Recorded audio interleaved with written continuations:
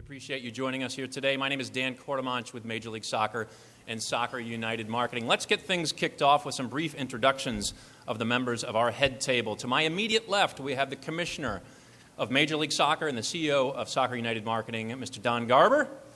To Don's left, we have the CEO and General Secretary of U.S. Soccer, Mr. Dan Flynn. And to Dan's left, we have the President of ESPN Inc. and the co-chairman of Disney Media Networks, Mr. John Skipper. And to John's left, we have Eric Shanks, who is the President, COO, and Executive Producer for Fox Sports. And it's a pleasure to have the President of Univision Deportes joining us today, Mr. Juan Carlos Rodriguez. Just briefly, we are going to have comments from each of the individuals at the head table. Then we'll have a question and answer session. That'll be followed by a still photo opportunity, and if time permitting, we might have them available for a few one-on-one interviews. I would like to alert everybody here, we are in Midtown Manhattan at the arena today. We are being watched live via YouTube, MLS Soccer, U.S. Soccer, and other website platforms. So without further ado, I'd like to turn it over to Major League Soccer's Commissioner and Soccer United Marketing CEO, Don Garber. Thanks very much, Dan. As many of you know, for the last number of years, we've been experiencing great growth in the business of soccer in America, and particularly with Major League Soccer, from the expansion of our ownership group to the number of our teams, to the construction of over a dozen soccer stadiums, and probably to all of us who love the game, most importantly, the continued growth and development of the product quality on the field. There are so many things that have driven this growth, but a lot of the folks here at this table have been so integral to all the progress that we've made. It starts with our federation led by Dan Flynn and Sunil Gulati, who's over on FIFA duty in Jordan, and representatives of the media partners that are about to go through some details on our new 8-year partnership. So let me get into a little detail on what this deal is going to look like. Most importantly, this is the beginning of a 8-year comprehensive partnership with ESPN, with Fox Sports, and with Univision that represents the most comprehensive U.S. media rights arrangement in the history of soccer in our country. It's a partnership that's going to elevate the domestic game to unprecedented heights, something that all of us have been working so hard to achieve. All of these networks share our vision that MLS can become one of the top soccer leagues in the world, and that our men's national team can join the women's national team to regularly compete for World Cup championships. So before I go into some detail, I'd like to thank some of the folks here in the dais, many of who you're going to, I guess all of who you're going to hear some detail from. It starts with John Skipper. As many of you know, John is a true believer in the American soccer. He loves the game. He's been bullish on our sport for many years. In fact, I think it was your first day on the job when Mark Abbott and I met with John and talked about an agreement with Major League Soccer and Soccer United Marketing and our national teams that led to a terrific partnership over the last 7 or 8 years. He continues to believe that we can be a dominant soccer league and that we can be a league of choice for players, for coaches, and for fans. And very importantly, he really believes in our national team, and maybe he'll talk a little bit about the time he's going to be spending over in Brazil. He's a big fan. He's a good friend. I said the other day that if there's ever a Mount Rushmore built for those who helped grow the sport of soccer in our country, John's face would be etched in granite on that mountain. I'd like to be Lincoln. So moving over to George Washington to his left. Eric, from the first day that we began our discussions with Fox and talking about a potential relationship, Eric and his associate running Fox Sports 1, David Nathanson, stated that Fox really believed in Major League Soccer and really believed that our league would drive the growth of the sport in our country and helped our national team get better. We're very pleased to have Fox back in the fold. They've been part of the MLS family in years past. Eric, as you'll hear, is a real soccer guy. He believes in the game, and he really believes in what Fox can do to really rally all those soccer fans on a regular basis on the domestic side and really support the sport. Juan Carlos Rodriguez, it was 2 years ago that I met Juan Carlos. He has also become a good friend since his announcement as the president of Univision Sports when he made the move from Televisa in Mexico. Juan Carlos grew up with the game. He's a big fan. Sports in his blood. Juan Carlos' bucket list is nothing other than attending big soccer matches, including spending the whole month down in Brazil. Juan Carlos has made a commitment to our league and our federation in unprecedented ways that will allow us to have a relationship with a Spanish language broadcaster that will be the first of its kind of any major league. So Juan Carlos, really thank you for your support. To my left is Dan Flynn. Unfortunately, Sunil Gulati, the president of U.S. Soccer, couldn't be here today, but while Sunil is watching this online, Dan is going to represent the Federation as he's done so capably for over 10 years. Dan played the game in college, played it professionally. He's been involved with this sport at all levels, and it was Dan's view and his vision, along with his associate Jay Burhalter, that a direct and close link with Major League Soccer and our marketing company, Soccer United Marketing, would be the best way to go to market. We really appreciate Dan's support. Let me take a couple of minutes on vision. We started with the planning process about a year ago, and we knew that we had 4 key goals that we wanted to achieve in this process. The first was we wanted partners that would align with our brand, partners that were committed to the domestic game, that were committed to supporting our league and doing everything possible to have our league be the driver of sport in our country. Second, we needed partners that would commit to a schedule, a consistent day part and times of the day for all of our national broadcasts, something we have not had in the 18, 19 years of our relationships with national media. Third, and not first, we needed to secure a media rights deal that would maximize the economics of our enterprise. And finally, we needed partners that would provide unprecedented promotional support and marketing that would accelerate the growth of our fan base, tap into all those millennials and youth and Hispanic that have formed the core of the MLS fan base. ESPN, Fox, and Univision believed in that vision, and that's why we're here today. So let me give you some quick highlights. For the first time in our history, all 3 partners will feature an MLS match of the week, providing fans throughout the country with a destination and time for each network. That's a first, and we think that will help drive ratings. The Univision family of networks will televise a game of the week Friday evenings, as well as a wrap-up show on Sundays, while ESPN and Fox Sports 1 will televise back-to-back doubleheaders, MLS matches on Sundays at 5 and 7 p.m. respectively. So from 5 o'clock till 10 o'clock, 11 o'clock on Sunday nights on ESPN2 and Fox Sports 1, we will have a soccer block for Major League Soccer.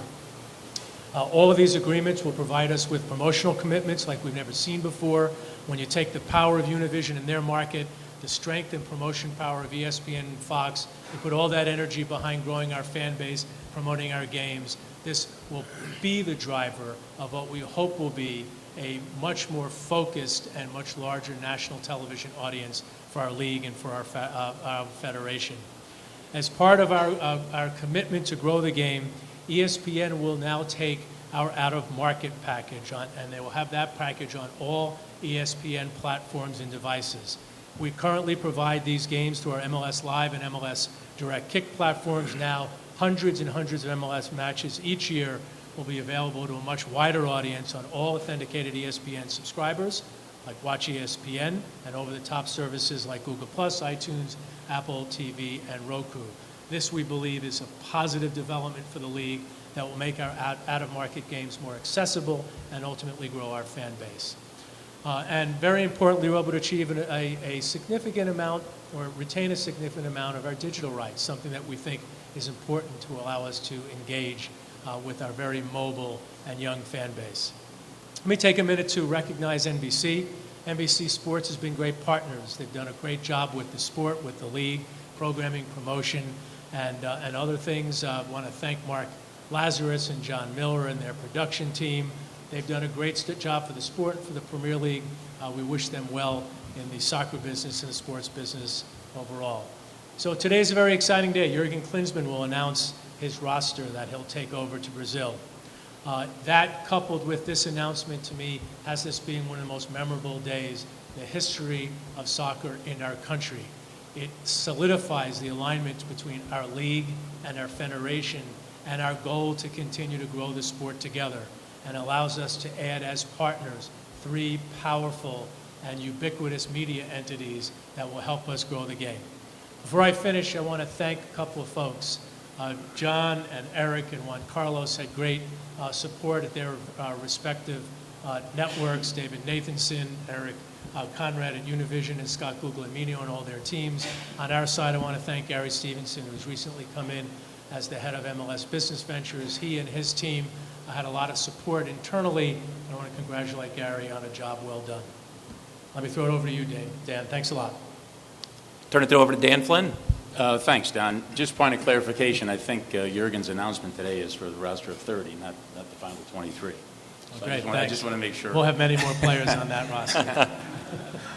I think today reflects the partnership that U.S. Soccer has with Major League Soccer, and adding 3 great partners, is mentioned and sitting to my left, I think is a reflection of the growth of our sport and where our sport is going to go in the next 8 years. So on behalf of all of the board members of U.S. Soccer, we are very, very pleased with our growth prospects, and we are thrilled to be working with Soccer United Marketing, with Major League Soccer, and all of the owners in building the product on the field and building our brands for the future as well.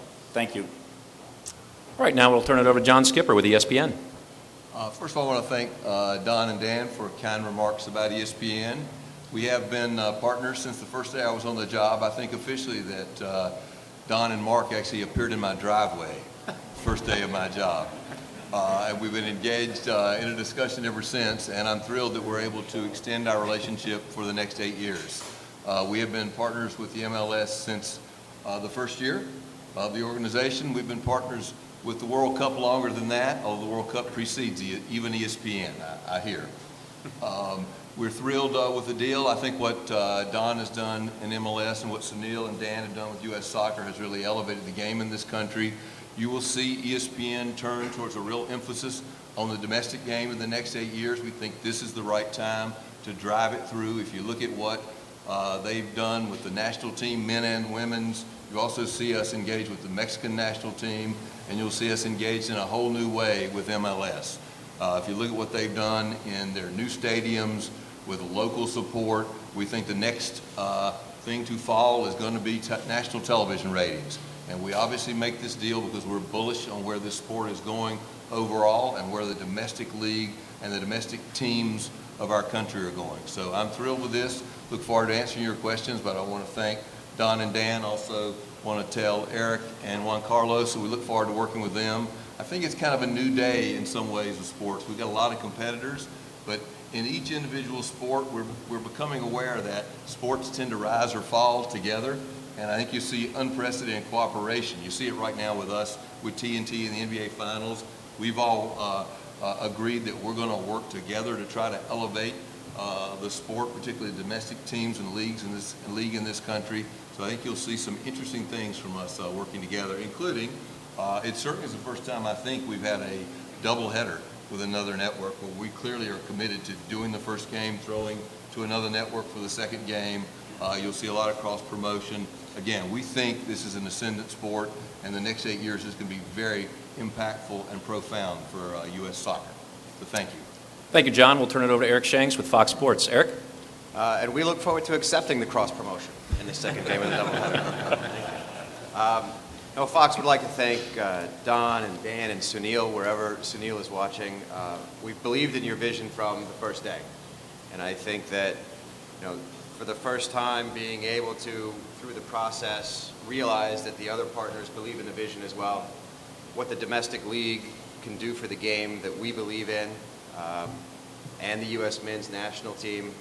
We hope that we can play a role in that vision to the success of everyone here. We believe in the ownership of the MLS and the great local owners that we have relationships with. And so for the next 8 years, we look forward to cementing the partnership and figuring out how we can make this MLS ship rise as one all together. So thanks again. Thank you, Eric. We'll turn it over to Juan Carlos Rodriguez with Univision. Thank you. As the gateway of Hispanic America, we're very proud to be here. Finally, we're seated at this table. We believe on your vision. We believe on the owners. We believe on the people that operates Zoom and U.S. Soccer. So we're very honored to be here.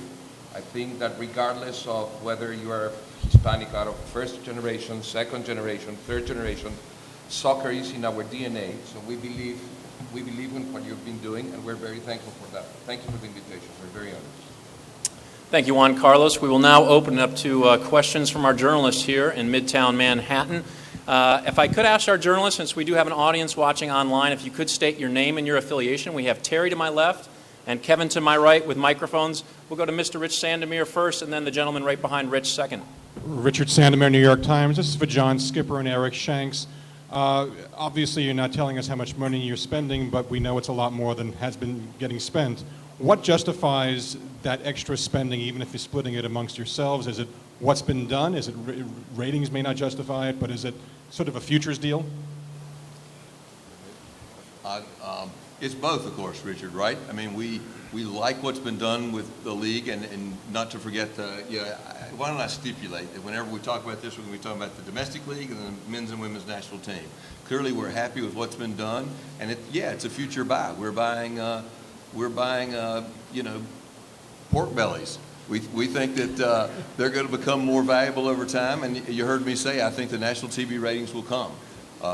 If you go to a Seattle game or a Kansas City game, you see the level of excitement in the local markets, and we think that's going to translate to television. And again, it's also somewhat self-engendered, right? We believe that what we're going to do together is going to help it grow, and what we've agreed to do is be their partners and continue to help it grow. We had like a trading places moment there about the future of pork bellies, Richard. We've already we've already placed a big bet on the future with the World Cup, and we believe that this investment in MLS is an investment in what collectively we can do with the domestic league and the U.S. men's national team, and strategically what that means for us going forward with the U.S. men's and women's team in the FIFA World Cup. So I agree with John that I think we know what we can do with this, and we know that this is a deal for the future, not just right now, and we know what we can do with it and what we can make out of it. You don't mind being compared to pork bellies, do you, Don? No, as long as you don't have the G.I. Joe with the Kung Fu grip. All right. All right, we'll go back, Terry, to the gentleman in the third row, and then the gentleman next to Mr. Sandomir there. Steve Laporte, Awful Announcing. Two for Don real quick. One, there's been sort of an attempt to brand nights around MLS in the past. I know there was one on Thursdays a few years back, and there's an attempt to make soccer Saturdays and thing. What about Sunday nights really struck you out? Who came up with the idea for Sunday nights, and why do you think that'll be an effective night for MLS? Well, I'll give you just a comment on what's been done in the past, and then maybe the guys could talk about Sunday nights. We've never had the level of consistency on any night in the history of the league, so this is a first, where we'll have 8 years of a consistent schedule with 3 broadcast partners. So going in and out of that Thursday night package many years ago didn't work. It wasn't throughout the entire year. And very importantly, we've tried to reserve Saturdays for our clubs, which is a priority day for them, and a priority day for their local broadcasters. So this allows us, with a bookend of Friday night Spanish language package, a full slate of Saturday night local games, and then the Sunday doubleheader. And all of us are convinced that that will be a recipe or formula for success. And if you don't want to speculate or not, but with the changing of the out-of-market streaming rights in America, do you predict a similar change in Canada? Well, we haven't yet embarked on our Canadian strategy. That'll come sometime soon. That deal runs through 2016. I'm going to go down to my left, and then we'll go over to my right next after that for the two. Yeah, thegoldbergreport.com. I'm just wondering, you have the European audience and you have a Hispanic audience. What are you going to do differently to bring in the American audience to watch? Because that's really where you have to work the hardest, I think. Are you going to do anything special any special promotions to bring in that audience? Sure. We are going to have a level of platforms on Fox Sports 1 and the broadcast network that we don't currently have today added to our portfolio. So during the summer months, we will have the Women's World Cup next year, for example. We'll have the U.S. Open Golf Tournament. I think what we know is that we have an extremely loyal, rabid fan base for the MLS. What we need to do is expand that reach and generating, as Don said, the commitment that we all have to marketing the game. We have to capitalize on the reach of the new product that we have and the existing product, whether it be NFL later in the season, and then some of our summer properties with the All-Star game. So generating that reach and then taking a look at the schedule, having the power of all the local games on Saturday night being televised to promote the Sunday for all of us, which is MLS Sunday, I think will be a great way to schedule the calendar and that flow of audience on the weekend. We reach 115 million sports fans every week, so it's really just a question of where we turn the promotional sort of fire hose and emphasis. And I think Don's correct in that having some consistency on Sunday night. Even when we had Thursday night, we were never very consistent. So I think that was really driven by MLS. They came to us and said, we want more consistency.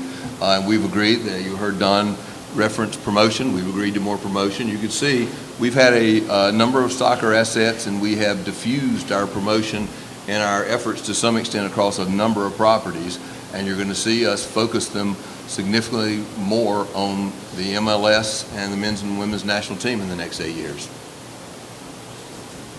All right, we'll go down to my right. Yes, Peter Nolan, Got Soccer. This is for the commissioner. With this influx of cash, will we expect to see a significant raise in the MLS salary cap? Well, my guess is the players probably will expect to see that, but let me start by saying, as you would expect, CBA negotiations haven't begun. The league, as I've stated many times, continues to operate at a deficit. There have been positive developments, and our players have been part of partnering with us to grow the game. We'll sit down with them at the appropriate time, which will be soon, share with them the condition of the league, including these positive developments, and I'm very confident we'll both have our heads in the right spot, and we'll work hard and have difficult discussions, but I'm very hopeful we'll reach a deal. We'll continue down here. Alejandro Berry, Univision Sports for Mr. Garber and Mr. Flynn. How big of a key market are Hispanics for the U.S. Soccer and the MLS? Well, I'll start. It's a huge market. It's 30+% of our fan base. It's the largest percentage of any other major league. The fact that we'll have an exclusive night and the power of the Univision family behind us is a way for us to continue to expand on our relationship with the Hispanic fan. It's the largest population segment that's growing in our country, so it's all factoring very positively in terms of what our future holds for us. We've loved our relationship with Univision in the past, and we're now going to be closer and hope to be able to drive lots of great things together. Yeah, and for U.S. Soccer, it's a critical part of our growth. Juan Carlos mentioned the third generation fan doesn't necessarily only follow Mexico. So I think we have a real chance if our product on the field continues to get better, we continue to dominate in the CONCACAF region and do better at the World Cup level. We have a real good chance, I think, of converting a larger percentage of that Hispanic and Latino fan. So we're looking forward to it. And in addition to that, working with Univision, there's additional programming with our national youth teams that I think sends a message deeper into our player development system, if you would. So all of those kinds of things, Univision is a critical partner for us in terms of growing the Hispanic Latino fan base. We'll continue with our questions down here in front, and then we'll go to Fernando in the back. Go ahead. Rachel Cohen, AP. For Eric, you mentioned the importance of having soccer content for the next 4 years, in particular heading into your first World Cup. What are the biggest reasons that it's going to benefit you being able to have this regular soccer as you prepare to do that first World Cup? Well, I think we look at that a couple of different ways. First, in the big picture, we believe that the best way to support the U.S. men's national team is through a strong domestic league. And we've talked about that a lot of times. We believe that, to help the U.S. men's team consistently have the best players in the world, we want to keep them here at home. And I think that this deal is one step towards being able to make that happen. And then on a smaller scale, it is the consistency of programming throughout the summer and fall on a Sunday night, key time frame for us, and product that by any metric is not only getting better on the field, as Dan said, but also generating higher TV ratings. Great, we'll continue. Fernando Fiore in the back. How you doing, guys? Good morning to everybody. I'm Fernando Fiore from Univision. Question for Mr. Garber. Since I'm a big supporter and fan of the MLS from day one, I'm so happy to see now that we finally got a very good deal for the MLS and for the broadcasters. We made so many changes in the MLS over the years. Are we going to have sometime the discussion again of having the schedule to be along with the European so we create more habits, positive habits for the fans? Well, I think our fans in Colorado this weekend probably are hoping that we don't make that change. I'm bullish about the schedule change that I might have felt a year ago. We went through, as you know, a really deep process, and frankly, our friends from Fox were really encouraged by the evaluation that we were going through. But from a weather perspective, I think it is almost impossible with the number of teams that we have and the weather we have in the United States and Canada to make the kind of change that would be a full alignment.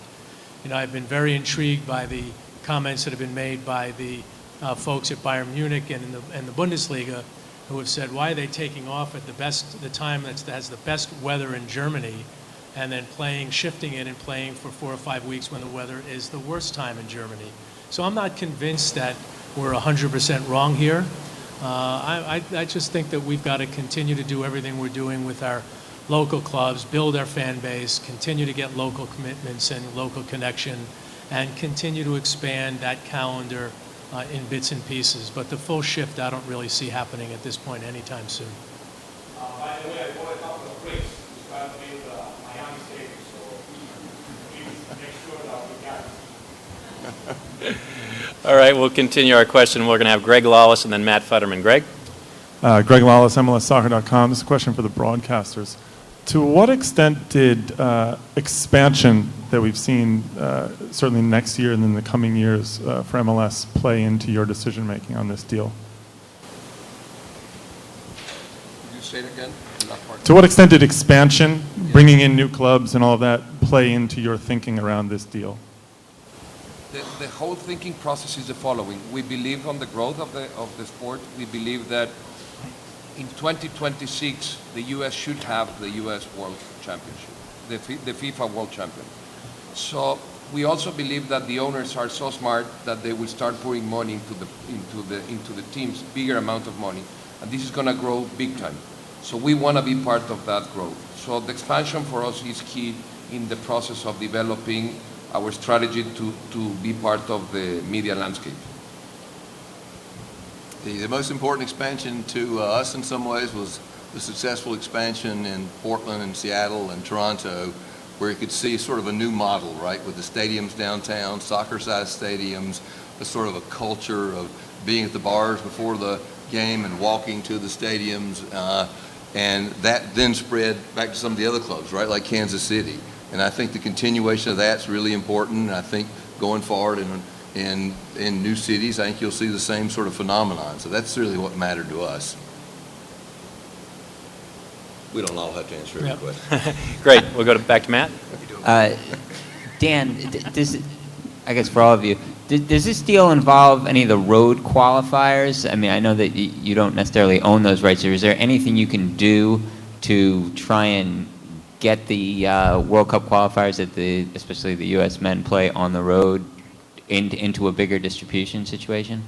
This deal does not include the away qualifiers. They're just not the property of U.S. Soccer. That being said, we're always looking at ways that we could possibly bring our away qualifiers to a broader audience, if you will, than what they currently have, what we currently watched in the past 4 years. So it's still a challenge, but that's the nature of the landscape of the away qualifiers. All right, we're going to go back down to my left here with Mr. Sandermeer. Again, for John and Eric, will we see the two of you together in a year or so announcing that you're sharing the rights to the Premier League? Can you invite me? I can tell you uncategorically we have not had any discussions about that. One thing that was very attractive to us about this deal is we could do, and you heard me say it, Richard, we could do a long-term deal. It doesn't preclude our interest in other deals, but we'll have to look at that as it comes up, and we haven't had any discussions with our friends at Fox or anywhere else about that as of yet. Yeah, I think that, echo what John said in that one of the great things about, one of the things we really like about this deal is our ability to be able to predict over the course of the next 8 years that we have it and that you're able to invest in it. And I think that, as the Premier League decides what to do with their next process, I'm sure that, individually we have to each make our own decisions, but we'll have to see exactly what they do end up bringing to market.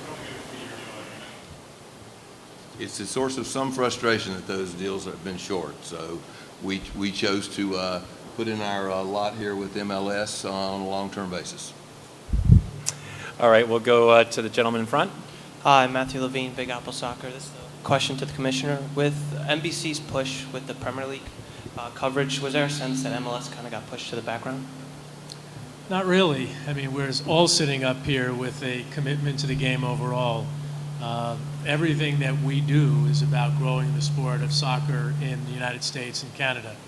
And if people become fans of the game internationally, like what happened yesterday, which I thought was very positive for those who are fans of the sport, that's good for us because we're here every day in our markets, soon to be as many as 24 throughout, the U.S. and Canada. It's going to be good for us because was sitting as the key driver of the growth of the sport. Somebody's a fan of the sport, we'll convert him to be a fan of an MLS team. All right, we're going to go to the back, and then we'll go to Andy Dawes down front here. Gentleman in the back? Yes, hi. Gustavo Martinez. Back here. Hi, guys. Back to the right, guys. Question for John and Eric. Does this deal include anything or has to do anything with your Spanish platforms, ESPN Deportes, Fox Sports? And I have a follow-up question for Juan Carlos as well. Well, there's obviously the Univision package, which has a separate set of games. For the Fox games, and I don't want to speak for John, but for the ESPN games as well, for ESPN Deportes and Fox Deportes, we have the Spanish language rights to the games that we will broadcast on either ESPN or Fox Sports 1, as well as the ability to show highlights on those digital platforms. And Juan Carlos, ¿qué tan grande es la audiencia en Univision para el fútbol de la MLS?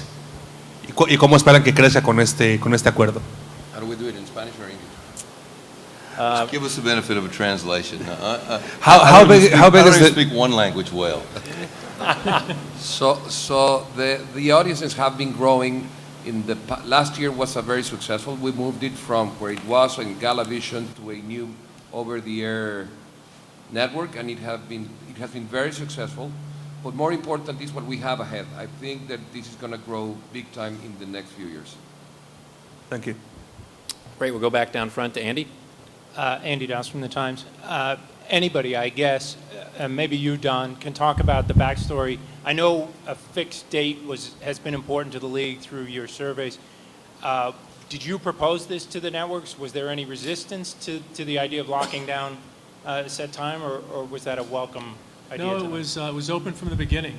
We had our 4 objectives, schedule being one of them, and in our initial discussions with all 3 partners, they all were recognizing the importance of it, and much of the discussion revolved around when would we play, what would that window be, what would those time slots be, how could we work and manage that throughout our league schedule. So it was there from the very beginning.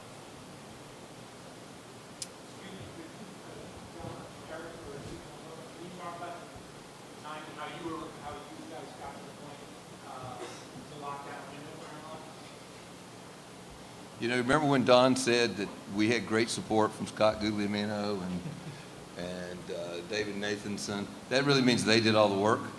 So I'm not actually quite sure what the answer to that question is.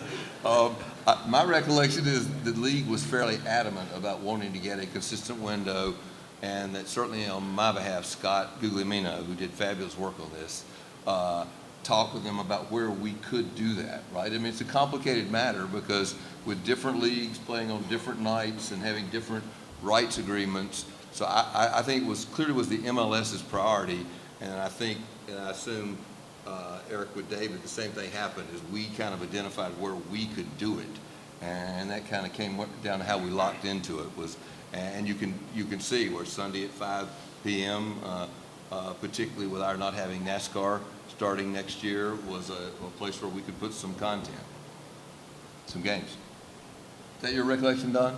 Good, well done. You don't know either. That's Gary. We have time for a couple more questions. Gentleman down in front. The GoldbergReport.com. I'm just wondering, did anchoring a team in New York City have a lot to do with making this deal as being the media capital of the world? Look, I love that there's going to be I love the idea of a second team in New York and the rivalry you can have. I mean, when you ask the question about alignment,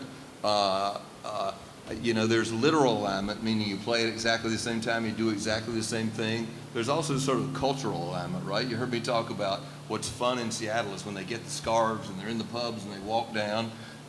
One thing I love about European soccer is the proximity of the teams and the rivalries it creates. So the idea that the Red Bulls will have a natural rivalry, a couple of bridges away is a pretty exciting thought to us. I may be getting ahead of myself. What have you announced and not announced? I think the key thing here is there are still 3 markets that are on our radar: Miami, New York, Atlanta, all coming in, assuming that we get the stadium deal that we need in Miami, all coming in over the next couple of years. Those are all major markets that are not reflected today in our national television ratings. So when you start thinking about second team in New York, a team in downtown Miami, a team in downtown Atlanta, those are all things that are going to bode well for the growth of our fan base. All right, we'll continue. Rachel Cohen. Rachel Cohen, AP, for John and Eric, with just the ever-increasing competition for sports right, obviously Eric starting FS1, NBC Sports Network trying to add more things, how important has soccer become as maybe one of the few sort of growth areas out there that something that didn't used to exist and is now becoming bigger? And also, how does that make it so important to essentially grow it yourself, to use your efforts to make it bigger, so that therefore becomes a new content that you can add? Rachel, I think we look at our rights portfolio and try to diversify as much as possible across the regional networks, the national networks, the broadcast networks, and have kind of the right mix of youthful, up-and-coming sports and probably the more traditional stick and ball sports. And I think, as John said earlier, sports tend to have a fluctuation to them over eras or periods of time. And the more diversified your portfolio can be, the better. And for 21st Century Fox, we are the biggest investor worldwide in soccer, and so it's every bit as important here. And I think probably taking a second to thank John and ESPN for not only setting the bar, but continuing to raise the bar for what soccer fans expect around the World Cup, especially. And we hope that we can, start to fill those shoes at some point. I think John needs to show us exactly what to do over 4 or 5 days in Rio. But, we hope, we just can't thank, John and ESPN enough, not only for what they've done, but for the path they've shown to fans as far as what they should expect in sports, in soccer here. I don't have much to add to that. Look, we put a stake in the ground a long time ago that we believe live sports are ascendant.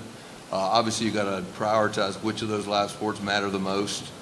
Soccer is very multicultural, very young, and so that made it important. And I think the league does benefit from the fact that live sports is ascendant. There is more competition than ever, and I think nicely played by the U.S. Soccer Federation and MLS that they had a robust market and they have a growing sport. So the answer to your question is yes and yes, I think.